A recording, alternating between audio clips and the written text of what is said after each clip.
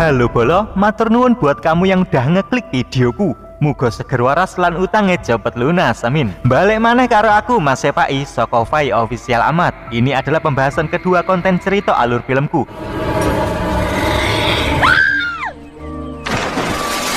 Film yang mau kita kulik kali ini bergenre horor drama horor kualik bene Raurus dengan judul The Uninvited. Dirilis tahun 2008. Film ini menceritakan tentang seorang cewek muda yang mengalami fobia yang cukup intens setelah peristiwa traumatis di masa lalu. Ciwi tersebut sampai menjadi survivalist psikologis saat rumahnya menjadi medan pertempuran spiritual. Kalian tahu sendiri kan film-film horor rumahan ala orang bule, tapi semoga aja nggak ada jump scare-nya ya. Mas Pai, kira-kira film ini ada adegan nganunya itu nggak? Maksud kamu adegan niclik? Ada nggak ya? Wis pokoknya kamu nonton aja dulu sampai habis biar tahu. Oke Bolo, rasa kesuwen langsung ayo. Oh ya, sedikit bocoran, kalau film ini mengidap plot twist yang sangat seru, jadi sayang jika kalian lewatkan. Gas. Film diawali dengan memperlihatkan sebuah circle remaja yang sedang camping bakar-bakar lele. Skenario kemudian terfokus kepada dua sejoli yang lagi beradu lambe.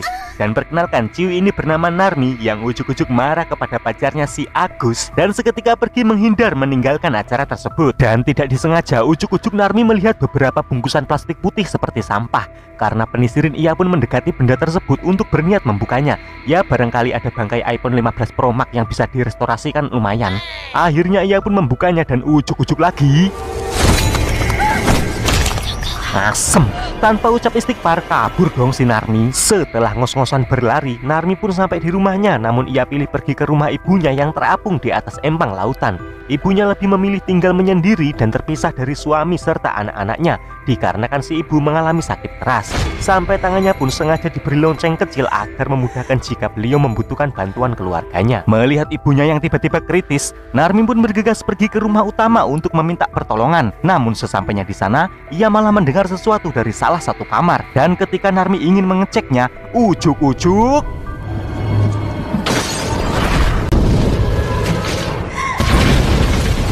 rumah apung itu seketika meledak dengan dahsyatnya bersama si ibu yang masih berada di dalam. Ya ampun. Dan ternyata kejadian itu adalah sebuah kisah yang Narmi curhatkan kepada dokter psikolognya. Bisa disimpulkan, scene kebakaran barusan adalah kisah tragis yang pernah dialami si Narmi.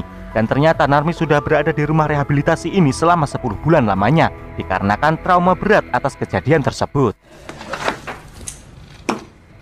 Setelah dokter menyatakan Narmi sudah sembuh, ia pun diperbolehkan untuk pulang. Lalu Narmi berkemas tepat di saat sang ayah datang menjemputnya. Setelah si helauan dengan ayahnya, ujuk-ujuk dari belakang muncul seonggok pasien wadon dengan praupan yang lumayan mengintimidasi.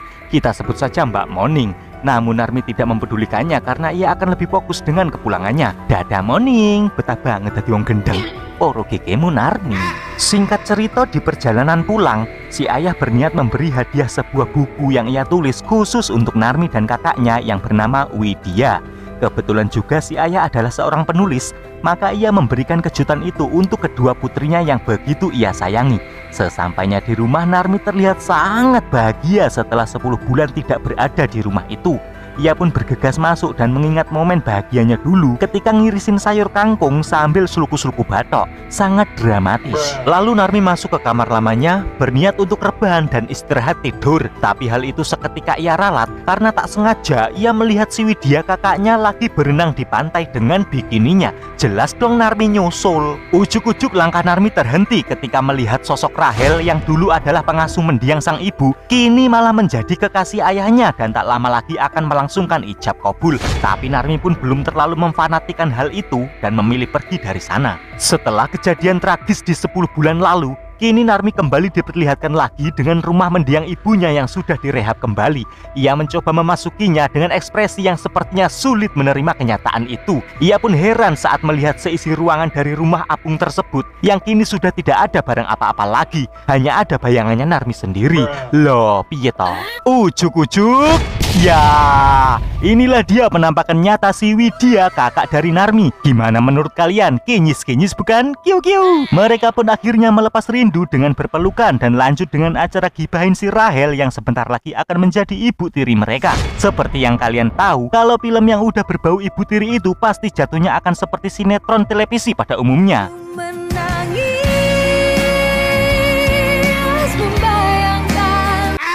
Lanjut.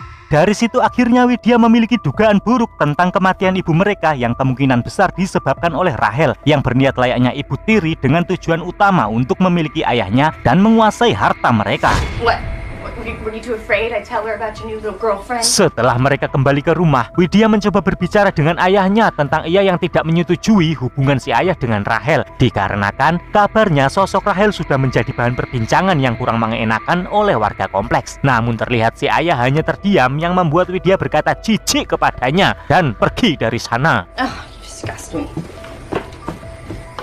Mbak Widya gimana? Anybody cares? Lalu si Narmi beranjak ke dapur dan kebetulan juga Rahel berada di sana sedang menyiapkan lalapan. Rahel pun menyambut Narmi dengan memberikannya pelukan sayang layaknya ibu tiri yang lagi cari sensasi dan perhatian. Caper cok. Kemudian Narmi izin keliling ke beberapa sudut rumahnya dan tibalah ia di salah satu gudang yang berada di lantai paling atas. Ujuk-ujuk secara tidak sengaja Narmi melihat sebuah kotak dan dibukalah kotak itu yang akhirnya ia menemukan lonceng tangan milik ibunya dulu dan memutuskan untuk membawanya. Lalu ia juga menemukan beberapa foto masa kecilnya dan sebuah foto keluarga yang ternyata di sana ada foto Rahel, sehingga Narmi punya pemikiran yang sama dengan Widya kakaknya. Jika mungkin memang Rahel lah yang menyebabkan rumah apung itu terbakar. Namun hati kecil Narmi berkata jangan seujon dulu dan memilih untuk berpikir jernih terhadap calon mamah tirinya itu.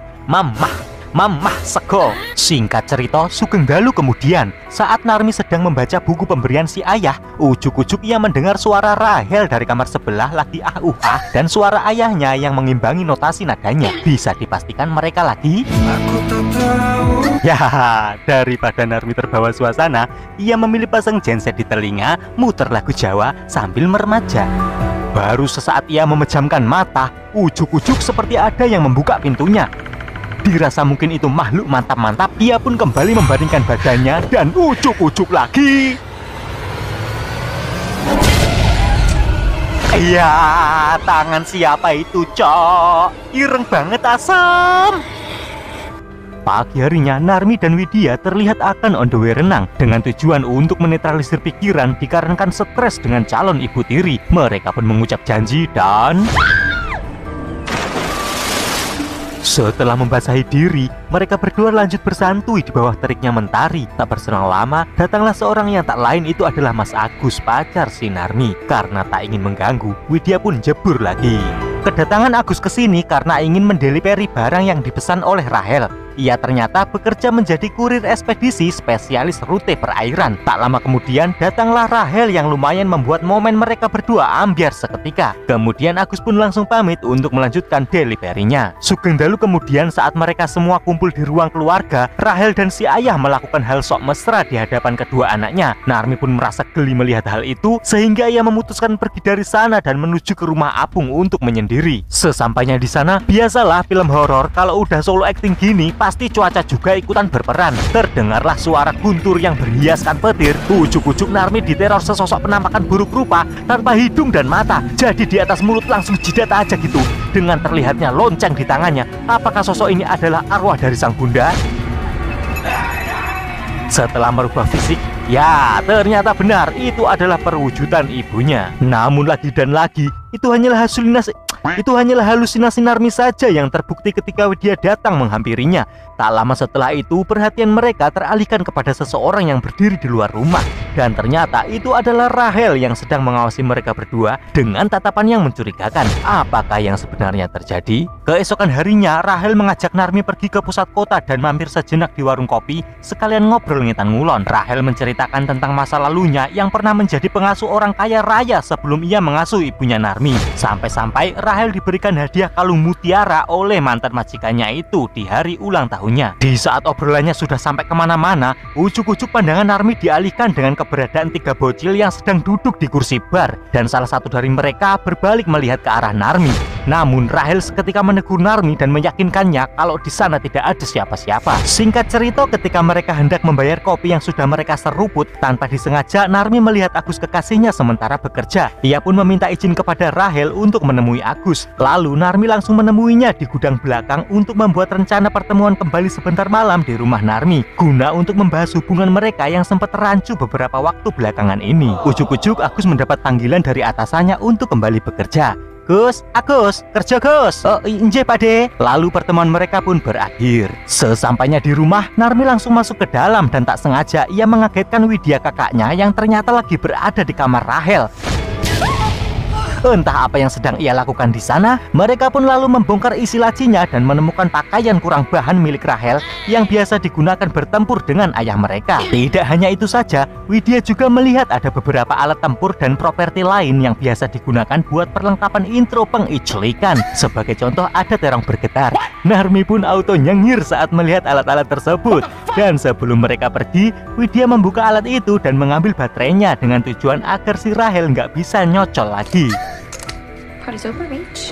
Sugeng dalu kemudian, seperti rencana tadi siang, Narmi dan Agus akhirnya bertemu. Narmi pun bertanya, kenapa kamu basah kuyup sedangkan di luar tidak hujan? Lalu Agus mengatakan jika ia sempat terjatuh di pantai sampai punggungnya terhempas di batu karang, yang menyebabkan ia sedikit mengalami cedera pada tulang belakangnya. Lalu Narmi memintanya untuk duduk dulu. Disitulah Agus mulai menggigil kedinginan, dan Narmi mencoba untuk menghangatkannya dengan, ya kalian lihat aja sendiri. Setelah tangan Narmi mulai ngerefleks dan meraba-raba punggung Agus, ujuk-ujuk.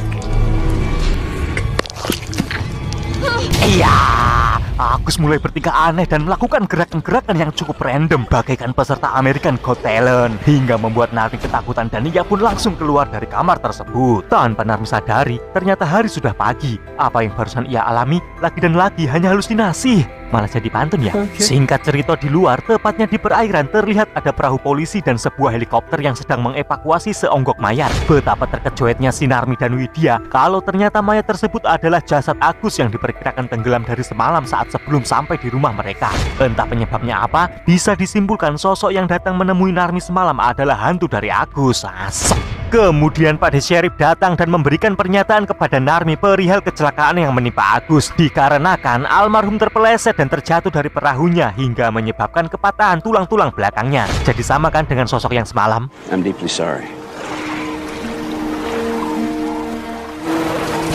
Setibanya di kamar, Narmi curhat kepada Widya seakan ia tidak terima atas kematian Agus, sehingga Widya memiliki asumsi jika insiden yang menimpa Agus ada campur tangan dari sosok Rahel yang mungkin sudah membayar orang suruhan untuk menghabisi Agus dan dibuat seolah-olah Agus mengalami kecelakaan. Ya, karena Rahel sadar Agus itu pacar Narmi yang pastinya akan bisa menjadi penghalangnya untuk ia menguasai keluarga ini. Seketika mereka memiliki rencana untuk membongkar kedok si Rahel. Di saat Rahel lagi sibuk di dapur untuk mempersiapkan acara keluarga malam ini, Narmi dan Widya memanfaatkan waktu tersebut untuk menggeledah barang-barang Rahel guna mencari identitas yang sebenarnya. Narmi pun mengambil KTP Rahel untuk memastikan nama asli dari Rahel ini. Kemudian mereka mencocokkan dengan berkas-berkas yang lain. Ternyata tidak ada hal yang begitu mencurigakan dan namanya memang benar-benar Rahel atau Rachel, yang ternyata ia sudah bekerja menjadi pengasuh pribadi selama bertahun-tahun. Singkat waktu, saat acara malam tiba, terlihat Narmi dan Widya kurang antusias dengan acara tersebut dan tetap fokus pada rencana awal mereka untuk membongkar jati diri Rahel karena saking penisirinya. Narmi kemudian menyusul Rahel ke dapur untuk berpura-pura membantunya. Ia melihat Rahel yang sedang memanggang seonggok daging badak, dan tak lama Rahel beranjak pergi ke depan untuk menemui para tamu. Ia meminta Narmi agar beberes dan membuang sampah.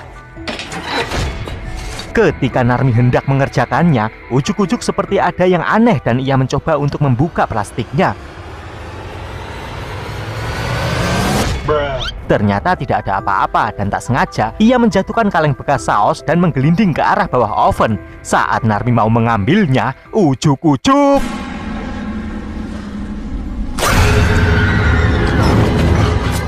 ya, Narmi kembali berhalusinasi melihat sosok bocil penghuni sampah seperti di scene awal film ini. Tapi tunggu, ini kayak ada yang janggal bolo. Aku tadi melihat perubahan wujud si Narmi yang sangat signifikan. Kita ulang pas Narmi terhempas kaget ya.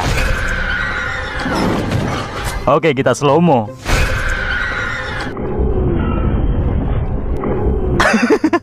Kalian lihat pria itu? Itulah yang dinamakan stuntman atau peran pengganti ya. Tapi Mbok Yo yang agak kurusan lah badannya. Ya kali Narmi keker banget gitu anjir.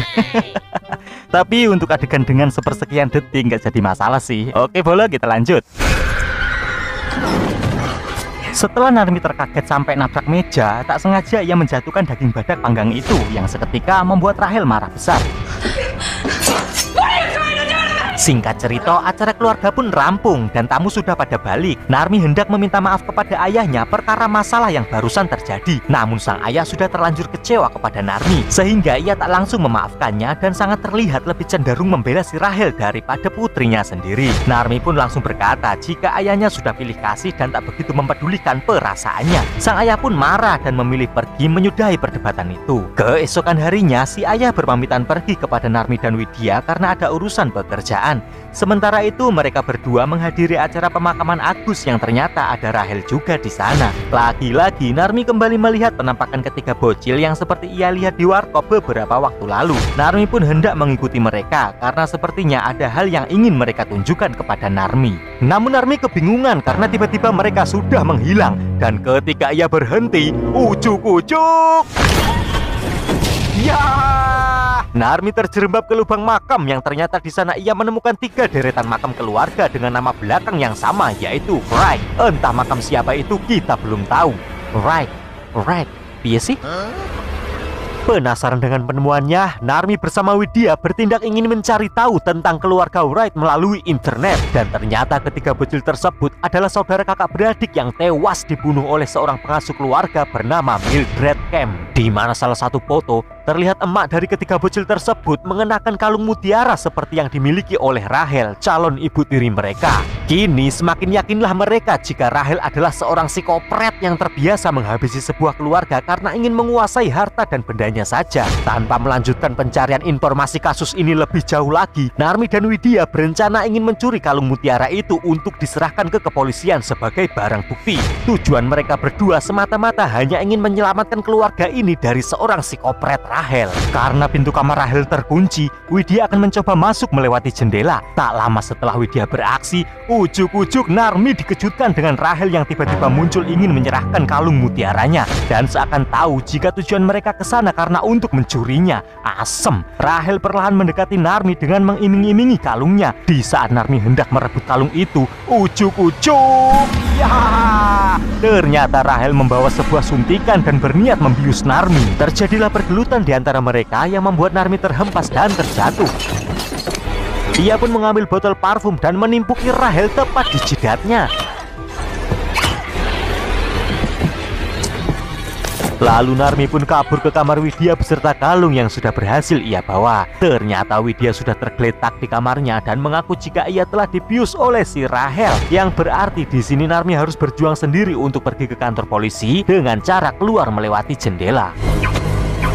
Ketika Narmi berlari dan masuk ke mobil, ujuk-ujuk ya, psikopret Rahel masih berusaha menangkapnya. Namun alhamdulillah, beruntung Narmi bisa kabur dari cengkraman Rahel dan cus on the way kantor polisi. Ia pun kembali bertemu dengan Pak D. Sheriff yang tempo hari, lalu melaporkan tentang Mildred Kemp yang telah menghabisi keluarga Wright itu ternyata adalah si Rahel, calon ibu tirinya. Seketika Narmi menunjukkan barang bukti kalung mutiara itu kepada Sheriff, sehingga beliau semakin percaya dan meminta Narmi untuk tetap stay di sana selagi ia akan melakukan penangkapan terhadap Rahel. Narmi kini bisa bernapas lega hingga tak sengaja ia pun tertidur di sana. Namun beberapa saat setelah ia terbangun, ujuk-ujuk ya, Mbak Rahel sudah berada di sana bersama Sheriff yang ternyata juga komplotannya. Akhirnya Narmi pun dibius hingga tak sadarkan diri saat itu juga.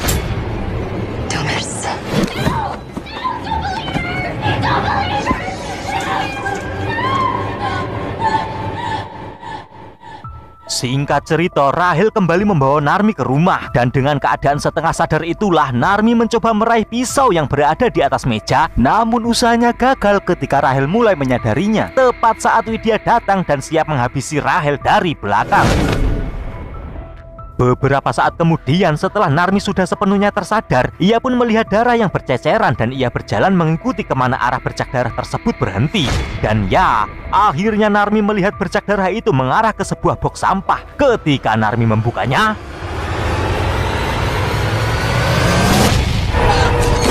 Setelah itu datanglah Widya dengan pisau yang masih berada di tangannya. Tak berselang lama juga tibalah sang ayah yang sudah pulang dari pekerjaannya. Mereka berdua bersepakat akan menjelaskan semuanya kepada beliau sembari bergandengan tangan. Nah, bagian ini yang akan membuat kalian agak berpikir keras. Di saat Narmi mulai menjelaskan kepada ayahnya tentang kronologi yang sudah terjadi, Narmi justru dibuat tercengang dan syok saat si ayah mengatakan bahwa Widya kakaknya ternyata sudah meninggal dunia bersama ibunya dalam insiden kebakaran itu. Sehingga bisa disimpulkan pelaku sebenarnya yang sudah menghabisi Rahel calon ibu tirinya ternyata adalah Narmi sendiri.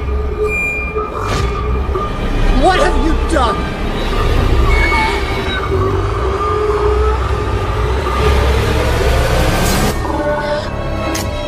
Lalu gimana? Ngeri kan?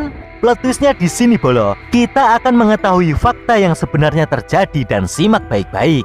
Jadi kita akan dibawa flashback ke masa dimana saat malam kejadian seperti di scene awal, ketika Narmi masuk ke rumah utama untuk meminta pertolongan saat ibunya kritis. Sebelumnya aku menceritakan kalau Narmi saat itu mendengar sesuatu dari salah satu kamar, bukan? Dan setelah Narmi mendekat untuk mengeceknya, ternyata ia mendapati ayahnya bersama Rahel sedang berselingkuh dan melakukan pengiculikan di saat istrinya sakit keras. Disitulah Narmi murka dan berniat untuk membunuh mereka berdua dengan cara ingin membakar rumah utama.